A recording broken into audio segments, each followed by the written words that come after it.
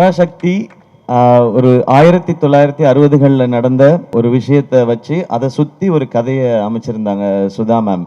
இந்த படம் பண்ணுறதுக்கு மிக முக்கியமான காரணம் என்ன அப்படின்னு கேட்டிங்கன்னா, இந்த கதை அப்படின்றத தாண்டி ஃபர்ஸ்ட் ரீசன் வந்து சுதாக்குங்கிற மேம் தான். அவங்க தான் ஃபர்ஸ்ட் ரீசன். ஏன்னா அவங்க இந்த படம் பண்ணலான்னு சொல்லும்போது பண்ணலாம், அதுக்கப்புறம் தான் நான் பண்ணலான்னு முடிவெடுத்துட்டு தான் இந்த ஸ்கிரிப்டை படித்தேனே நான்.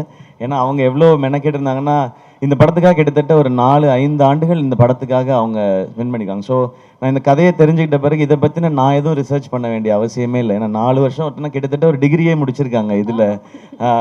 ஒரு யூஜி பிஜி எல்லாம் முடிச்சிருக்காங்க. ஸோ அவங்க என்ன சொல்கிறாங்களோ அதை செஞ்சால் போதுன்றதான் இருந்தது. இந்த படம் பண்ணுறது ஒரு பெரிய சவால் எல்லாருக்குமே. நடிக்கிறதா இருக்கட்டும், இந்த கேரக்டர் ஏற்றுக்கிறதா இருக்கட்டும். ஸோ எல்லோரும் இந்த சவாலுக்கு தயாராக இருந்தோம். மேம்க்குமே இது ரொம்ப சேலஞ்சிங்கான ஒரு விஷயமா தான் எடுத்து பண்ணியிருக்காங்க.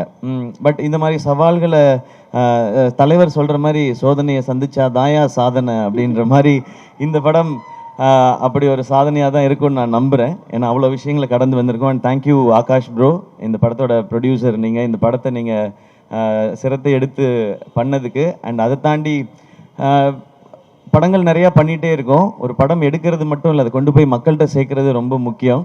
அது என்ன மாதிரி வகையில் இந்த படத்தை புரிஞ்சுக்கிட்டு செய்கிறதுன்னு ஒன்று இருக்குல்ல, அதுக்கு இந்த ஈவெண்ட்டும் ஒரு எக்ஸாம்பிள் நினைக்கிறேன். ஸோ உங்களுக்கும் உங்கள் டீமுக்கும் வாழ்த்துக்கள், நன்றி.